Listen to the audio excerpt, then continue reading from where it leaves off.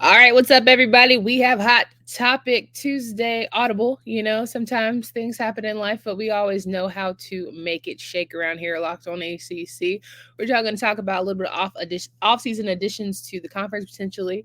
What Louisville football's program is going to look like this season, as mentioned through our schedule release, and then the top 5 programs according to our friends here at Locked On Podcast Network.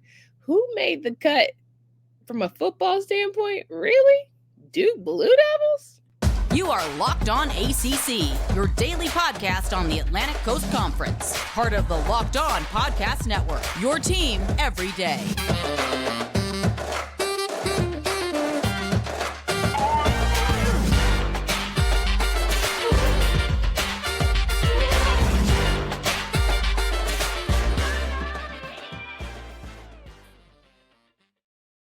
What's going on, everybody? Welcome to today's edition of Locked On ACC. I'm your host, Candace Cooper, joined by Kenton Gibbs. We appreciate your patience as life has been lifing for both of us, but we are so glad to be here once again in your presence and talking through a bunch of things. Had a little bit of family business to handle, but we are certainly ready to rock and roll on our Hot Topic Tuesday, sorta. You know what I'm talking about? So, Kenton, how we feeling? I'm feeling great. I am ready to get into these hot topics because our listeners didn't let us down. And trust me, we want to hear from y'all. We want to hear the hot topics. Come to the YouTube page, go to our Twitter page, give us all the things to talk about because it's that time of the year where we need things to talk about. So help us out. Come on. 1,000%. This episode is brought to you by FanDuel Sportsbook, official sportsbook of Locked On. Make every moment more by visiting FanDuel.com/LockedOn today to get started. So our Hot Topic Tuesday Audible, sort of, kind of Tuesday, more like Thursday, right? Often starts with people wanting to know about their particular school, but sometimes it's not even about the ACC. They want to know who wants to join and come and have fun with the party. The ACC is looking at a couple schools, but not too many that I've heard of that I think are of note. We always talk about who would be good additions to our thriving conference and is maybe sort of a lost cause when it comes to the ACC Pac-12. If you missed our ACC Pac-12 episode and people saying sinking ship, that is the Pac-12. And in a time such as these, sinking ships is a little bit aggressive, right? But, if you want to come join the ACC where we're still trying to hang on by a thread, still could be a potential rescue mission. I'm just saying, who would you have part of this bad boy? Wow, that's tough. That's a hell of an intro. You know what? Top tier Emmy Award winning, period. Wow. 2023, what a time. Who knew that sinking ships would be having this much of an impact in 2023? But with that being said, I mean, honestly, most of the teams that I've seen being mentioned in conversations to join the ACC are kind of head scratchers. They're kind of schools that I'm like, I see the vision, but what do you actually gain out of this? Mm-hmm. Like, what do you gain from for example, one team that I've seen mentioned a lot is West Virginia. Don't get me wrong. I love the backyard brawl. Everybody loves the backyard brawl, right? Even though Pitt fans swear I hate them. Everybody loves the backyard brawl. We don't need West Virginia in the ACC. West Virginia got a lot going on right now. I ain't gonna hold you. They got a lot going on right now. Yeah. We don't need to be put in a different, like, we don't need any programs that are gonna help us hurt us. You know what I'm saying? Like, we just don't need that. I mean, the biggest thing for me about West Virginia is, do they have the pull to add into our average in terms of viewership, in terms of all the things, attendance, all that good stuff? Do they have the pull is the question more so than anything else. Because me personally, I really don't care about the brand. I really don't care about all the other stuff. Oh, your school got in trouble. Who doesn't? Who doesn't get in trouble these days? It's a part of the game. But do you have the crowd to bring it in? The only team that I've seen that I'm like, yes, they for sure have it, is UCF. But I mean, that's pretty much it. They're the only school that I can think of that, like, people go crazy for them. The Knights are a huge deal in Central Florida. So in Central Florida, very key words there. But can I respond to your West Virginia one before you go to Central Florida? Like, my West Virginia thing is, I feel like they have the pull. Like, people be watching West Virginia. Something about West Virginia is a draw. Like, they truly enjoy the football program. Certainly love the men's basketball program. Things certainly have to turn around in that regard. But when I think about college football experience, I certainly would argue that West Virginia could ruffle a few feathers and certainly bring some action, some noise, some different rivalries that we haven't seen, amongst our friends here, Virginia Tech, Pitt, West Virginia, things like that. So I would agree with that one. Central Florida, on the other hand, is like we're barely hanging on to our Florida State. It would look like so bad if we were to lose Florida State but gain UCF, in my opinion. I mean, that's fine and dandy, but I don't think we're losing anybody because, again, I don't think anybody has hundreds of millions laying around. Sure. I just don't think it's realistic at this point in time.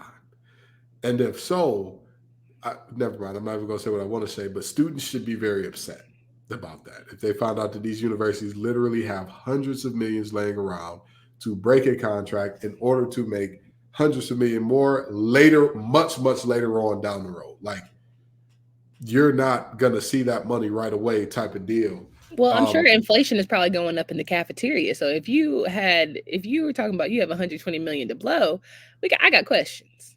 The kids rationing meal swipes out here going through I got questions. Going through it. And then they see their university drop 9 figures to get out of a TV deal. Yeesh. Tuition out the yin yang. Especially because we're not talking about every sports TV deal. We're just talking about one sport. Right. You drop 9 figures for one sport. Right. Yeesh. That's kind of crazy. But with that being said, I do agree that would be a terrible look. But I don't think Florida State's going anywhere. Not for a little while. Not until that buy-in or that buyout drops a little bit, or at least until the future where, like you said, inflation, 120 billion seems like a lot right now. In 2030, will it be as much by comparison to these universities? Maybe not. Yeah. But for now, everybody is sitting really tight. They're sitting really snugly in their seats because nobody can afford to go anywhere. Yeah, well, speaking of money, we want to take a break here because the hot topic at Duke University in their new free tuition for North Carolina and South Carolina students for parents who have under 60 or make, I think it's like $100,000 combined or something like that. I think it's just very exciting that you could see some more access to a great university such as Duke. Yeah, that's a great deal, especially seeing as how student loan debt has virtually robbed an entire generation of any type of upward mobility, but that's neither here nor there. I'm very much so here for accessibility and for the people who are but Ken, you work super hard to get a full scholarship and like you want everybody to have that for free. Child, stop it. Just because you suffered for something doesn't mean that other people should have to. And that's all I'm going to say about this because I like talking about sports and fun stuff here. God forgave my loans. And so Joe just going to have to get over it. Because I paid, Jesus paid it all. Wow. Therefore, Candace is not paying another red cent. That's all I got to say with that. Wow. So I'm going to leave it there. I'm going to pick it up and put it right back down. But since we talk about money, listen, honey, I got something for you. Let's pay some bills. Baseball season is in full swing. Wake Forest might have taken an L, but they are not out of this bad boy. There's no better place than to get in on the action at FanDuel, America's #1 sports book, because right now, new customers get a no-sweat first bet up to $1,000. That's $1,000 back in bonus bets. If your first bet doesn't win, just go to FanDuel.com/lockedon to join today. Don't miss your chance to snag a no-sweat first bet up to $1,000 when you join FanDuel today. Just go to FanDuel.com/lockedon to sign up. Talk about that Wake Forest Demon Deacons. They're going to figure this things out. FanDuel is the official partner of Major League Baseball, though. However, if you like Yankees, if you like Boston Red Sox, whoever your team is, Major League Baseball trademarks used with permission. So if I put my money on who I feel like some hot topics is going down for, Louisville, we had a whole episode talking about Brohm, expectations. So make sure you check out our 2023 ACC football playlist where you can see how we're doing some schedule reviews. We're not quite through all of them. We have a long summer. We're going to get to all of them before July starts. We want to make sure you have the full slate. We got Georgia Tech, Virginia to go over. But let me tell you, Louisville, it's one up in the air. It's definitely a team that we're not quite sure about. Certainly feel like this Louisville football team has a lot going for itself. They have a really strong defensive program, but I don't necessarily know what that offense is going to be like. So I would give them 6 and a possible. You know what I mean? I think they're going to win 6. Yeah, I can see that. I can see that. I can see 6. I mean, I think if I'm working my way backwards, yeah, Kentucky and Miami are probably going to be two tough ones at the end there. Virginia and Virginia Tech to ease into those two. Nice. Nice combination there. That's what you want to see toward the end of the season. When your team is getting banged up and things are getting rough, and you see those two schools on the schedule, you can take a little breath there. Only for Go ahead this and season relax. though, because don't play them. Don't play them. They've been working. Okay, all right. I'll tell you this much. Virginia football has not always been bad, nor has Virginia Tech. However, ever since Fuentes didn't do right by Hendon Hooker, Detroit Lion Hendon Hooker, by the way, they ain't been Oh right yeah. since. Oh Them yeah. boys ain't been right since. They ain't been, I'm just saying. I'm just ever since they ain't been right. But I agree. I think the 6 is a good spot, good landing spot for this team. I mean, honestly and truly, I know that a lot of people have a ton of faith in Brohm, and I get it, but their schedule at times is a little bit brutal. I mean, They have a lot of faith in Brown because I think they were so fed up with Satterfield. that's fair. That's You know fair. what I mean? Like we Satterfield talked was about the fighting Satterfields, but like they were so over his like wishy-washy non-committal. And like nowadays with college football, if your head coach is not all in to your program, to your town, to your city, to your fans, it makes for them to turn on you quick as you did when they loved you. But I think another thing about Brown is he's a hometown hero, right? He's a guy that has been in the program for quite some time. People are familiar with the name. I mean, Jeff Brohm is a guy who people are going to look at him and say he's going to rejuvenate a program that really doesn't even need revitalizing. Like they weren't a terrible team last year. That wasn't a Yeah. team that's like, oh my God, what are we going to do here? But I will tell you this: if that defense can remain what it was last year with Brohm and his offensive mind working magic on that side of the ball, they could be something special. They Yeah. could be something special. They're definitely It's going to a bowl game, and that'll get the fans excited just in and of itself. a coach going to a bowl game in year one. If you're not at like that tier 1 or tier 2 program, that's a pretty big deal. And please don't tell me that Louisville is tier 1. Don't tell me that lie. Don't. Even amongst ACC schools, they're not tier 1. So nationally, you definitely can't be tier 1. Okay. Tier 2, again, in the ACC, I think that they're like very close or in maybe the last team in tier 2, but nationally they're not in tier 2. So a school of that caliber winning 6 games year one with a new coach, I think that's a good deal. I think Yeah. that's a good deal for him. I 100% agree. So we'll say a bowl game.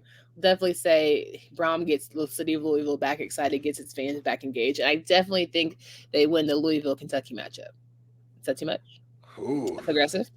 That's you aggressive. got a lot of dip on your chip. That's aggressive. You got a lot of dip on your chip. I think that's how he really sparks it and gets us into next season. So here's the deal, right? Louisville could be a team that does something special this year and shocks the world. They're one of those teams that I could see absolutely shocking the world a little bit. But with that being said, I don't see how they beat a Kentucky team that got older at positions that they were already kind of good at and got better at positions where they had guys drafted early. So you think oh boy is finna like blow it out the water at the quarterback? Who, Devin Leary? Mm-hmm. I'm a big Devin Leary truther. He's We know that. only We got a broken gotten arm now. he's only gotten hurt. He's only gotten hurt from illegal hits, by the way. He has never once gotten injured from a hit that didn't draw a 15-yard penalty. With that being said, Welcome to football. Like, what we doing? I mean There's a that's bounty. fair. There's a bounty on boy. Like, what we doing? That I was just about to say that's pretty much their only hope here. You put a bounty out on the kid and you'll be okay. No, but seriously, that Louisville team is really really good. I mean, freshman That All Kentucky American. team? I'm sorry, that Kentucky team is really really good. I think they're going to be a really good team next year in terms of taking NC State's entire backfield over there and Demi Sumo Karngbe and Devin Leary. But not only that, nose guard Deion Walker was a freshman All-American out of there. Shout out to cast technicians, love that. But anyway, yeah, they're a team that Kentucky always has a stout defense, and offensively they've gotten more firepower in that backfield. That's a scary hours type of game for Louisville. Just being honest, it's very very spooky season type of game there. Ooh, well, I look forward to the upset. All right, moving on. Hot Topic Tuesday by way of Thursday. We are talking about the top 5 football programs here in the ACC. Our what are they are? Our hosts here at Locked On Podcast Network. They decided to cook some things up, let us know how they felt about our conference. And so we're here to give you what their thoughts were when it came to some of our programs. So, number one for top football programs, or should we go 5, 4, 3, 2, 1? Let's go 1, 2, 3, 4, 5 because I that's was just about to say it's much easier to go 1 through 5 because the first ones make sense and then they just kind of go off the rails. It gets a little dicey. Absolutely. All right, number one, the Clemson Tigers. We get it. You know what I'm saying? They've been the most nationally relevant. So if you are part of Locked On Podcast Network, who covers national, networks and all the things, and you certainly have watched some college football, they're the most talked about program here in our conference. So I get it, right? And I mean, playing in Death Valley is very challenging. For sure. Many have tried. Few have succeeded. Had a nice little streak going. That's fair. That's fair. I'll say this. Death Valley is what it is, but Clemson just has better Larrys and Joes than everybody else. They have some absolute freaks in nature over there. And it's going to be tough. Going to be tough to unseat them as number one. But the number 2 team could do it. And getting Mr. Riley as their new offensive coordinator certainly is going to help some things, I feel like. Oh, absolutely. Absolutely. I mean, this Clemson team, when you look at what has been their struggles over the past couple of years, you look at there's been some health things going on, which you can't really control. Nobody can make Will Shipley and Brian Brissy and company be healthy. Like you just can't do that. But in terms of what they could control that they were bad at, play calling was a little scary sometimes. A little rough. Didn't your boy take that over? Excuse me? Didn't your boy Dabo take that over? Okay, don't say your boy. Dabo don't me. I don't know Dabo. You know what I mean? No disrespect. Sorry to this man, but that's been one of those things. So anytime somebody with the last name Riley is calling your offense, you're probably better off than you were before. That's fair. Number 2 team, Florida State. Yeah. So and this makes me think that nationally Florida State is getting that respect again, and people are seeing what they're building down there and all that. And I'll tell you this: there was a mention of Florida State and who trusts them and whether or not you trust Norvell or you trust Cristobal on our page. And there were some very, very strong feelings about Norvell being the better coach. Yeah. I'll tell you what, a part of coaching is recruiting. So don't be one of those people that's like, well, Norvell just has better players. Well, he went out and got those better players. He went out and got Jared Verse. He went out and got all of the guys that you see on that team that are going to be something special on Sundays. He went out and got that 3-headed monster in the backfield. That's now a 2-headed monster, but nonetheless, he went out and got those guys. He went out and got George Travis. So, he got Mr. Wilson. Like, there you go. He got Johnny Wilson. You're very, very correct there. So this isn't a situation where he's a slouch of a coach. But with that being said, I can see why they're number 2, because in order to be the man, you got to beat the man. They ain't beat the man yet. Yeah, 100%. All right. Now, 1 and 2 was like, okay, cool. We get it. Now here's where it starts to get a little dicey. 3 through 5. Ain't gonna hold you.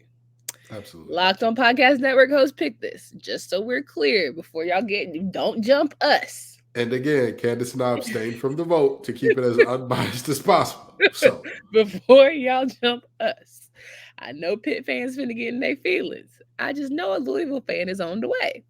But number 3 is North Carolina.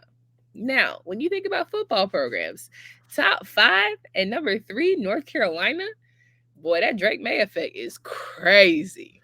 So, and here's the thing. I think that this is based on like what people think they're going to be next year. Has to.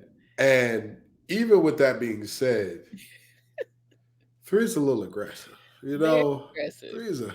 What did they Oh, show? You know. you know, they showed that number 10. They showed him. Okay. They showed, Listen. and he But showed can up we and showed can 10 out. get 10 wins? Okay. Yeah. Okay. He showed up and showed out. Did 10 get 10 wins? But in all seriousness, this team is retooling at literally almost every position from last year defensively. They have some studs transferred in on the offensive side of the ball in terms of highly rated receivers and whatnot. Hey, more power to them. I just think three is a little high. It's a little, I mean, their little. whole team had like the great flight, so like it's really we don't know what we're gonna see this year. So you're rolling the FanDuel dice with this. Absolutely, absolutely.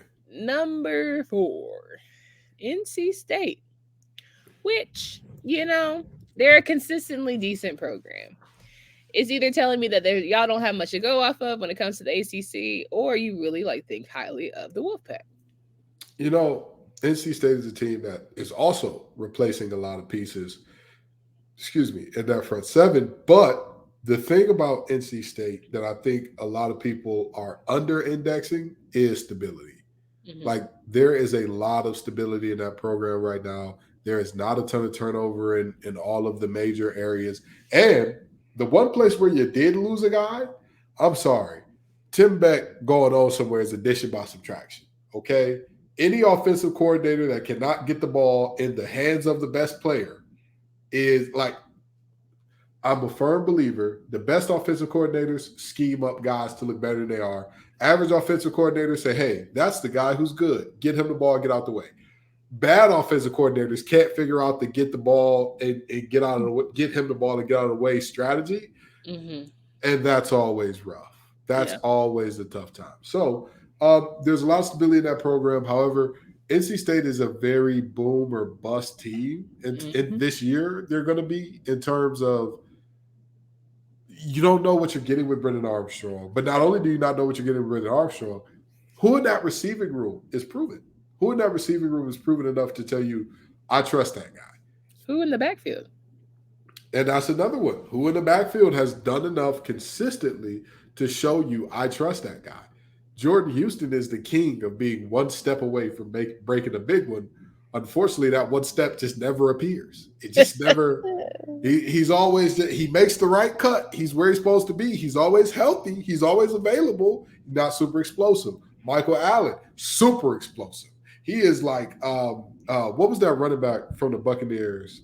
Doug Martin. He's like Doug Martin. Short, compact, very quick and shifty in short area and all that. Tough, just tough as nails to bring down. He got hurt last year. And so you ask yourself, what can you expect out of a backfield that, like I talked about earlier, lost Demi Sumo Carme and all that good stuff, an offensive line that lost Greg Gibson that just looked hapless without him, with all due respect. And then this question kind of comes in when I look at 3, 4, and 5. Is this saying that 3, 4, and 5 are good? Or is this saying that the ACC is just really having a rough go of it right now? That's what I said. Like, it's giving y'all don't really pay attention to the conference for real. All right, number 5, Duke Blue Devils.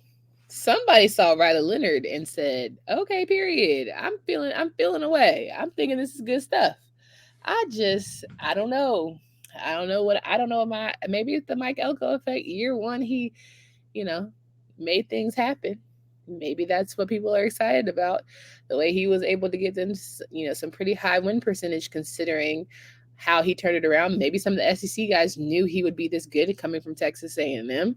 There's a lot of different factors, right? But I certainly feel like top 5, when you talk about ACC football, is extremely aggressive for Duke.